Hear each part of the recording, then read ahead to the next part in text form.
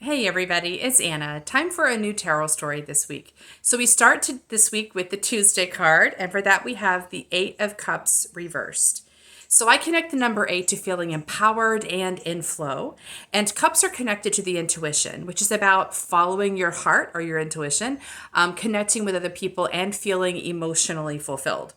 So people often call this card, I've heard this card referred to as the spiritual seeking card because it's the feeling that we're being called to do something, and it's not something in the physical plane. It's not a goal, a particular goal or a particular achievement. It really is sort of your heart is calling you forward. It's almost a feeling of restlessness combined with inspiration. So the image has a man walking into the woods. It's at night. There's the moon there. So the moon does provide a little illumination, but the moon creates as much illumination as it creates shadow. So this is an insecure path. He's walking in a path that looks insecure from a physical standpoint. Can't see where he's going. He doesn't really know where he's going, and he can't even see his step that clearly. But where the human in us is insecure, the intuitive energy in us is secure. He's following his heart, which means his heart does know the path he's on. And he can feel his heart is like his compass, or his heart, his intuition is his compass. So he's trusting the compass of his intuition rather than the guidance of his eyes.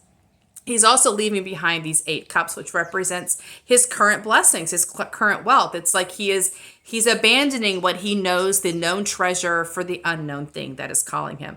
In the Christian text, it reminds me of the parable of the pearl of great price, which basically says you sell everything you have for the pearl of great price. There is something so compelling and so intriguing about this, and so resonant about the calling, that you're really willing to kind of walk into the woods to find it. Now, this card came to us reversed, and that suggests to me a feeling of doubtfulness about taking this path. Like the mind feels like there's danger here, and that's a fair assessment. The mind's saying we don't know what's in that woods, we don't know what'll happen, we can't really see our feet clearly. This is not the safe thing to do, right? So the heart and the intuition are sort of in conflict at this point.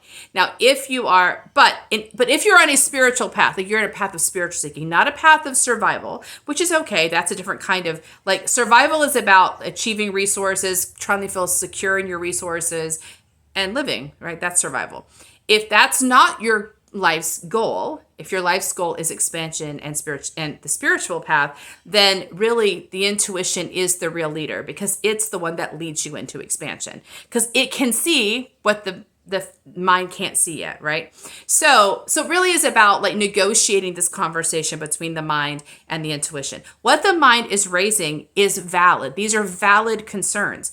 It's just that the mind's concerns are not the mind's concerns are usually about survival, and our purpose is not survival. So it's about saying, I'm not trying to survive, I'm trying to expand, and the path of expansion requires this step of faith. So it's about letting the mind tell you what its concerns are and validating those concerns, even as you say, yes, if we were trying to be safe and survive, absolutely we would not walk into the woods at night blind and leave all our treasures behind. No one would do that.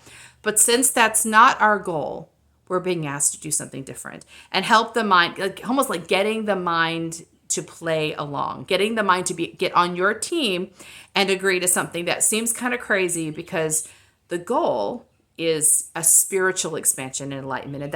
And that's the point of our being on the planet. So that's the card for today. See you tomorrow for our next one. Bye.